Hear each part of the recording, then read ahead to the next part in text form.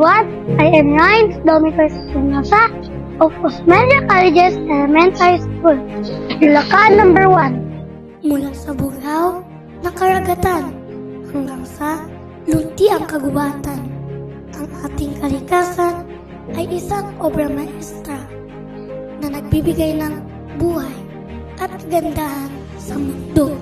Ngunit higit pa sa pagiging maganda, ang kalikasan ay isang kayamanang dapat nating ingatan.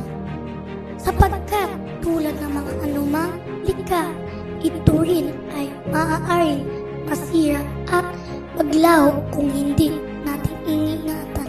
Ano ang gagawin natin upang mapanatili ang kagandahan ito para sa susunod na henerasyon?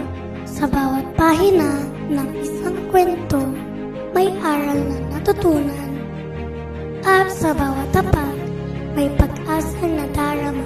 Dito sa Osmeña Colleges, naniniwala kami na ang edukasyon at kalusugan ay magkasama sa pag-ubo ng isang mas magandang kinabukasan. Kaya naman, isinagawa namin ang storytelling with feeding program, isang simpleng paraan upang maituro ang kalagahan ng kalikasan habang pinapalakas ang katawan ng ating mga kabataan.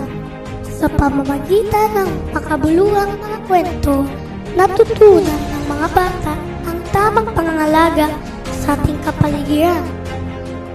At kasabay nito, isang masustansyang pagkain ang naghihintay upang siguruhin sila ay lumalaking malusog at masigla, dahil ang isang batang may kalaman at lakas ay may kakayahang bumuo ng isang mas luntiang kinabukasan.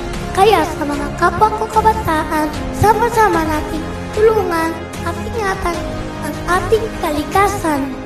Muli, ako si Rice Dominic Espinosa, Bulacan number 1 of Osmeña Colleges Elementary School. At ito ang aking munting hakbang para sa kalikasan.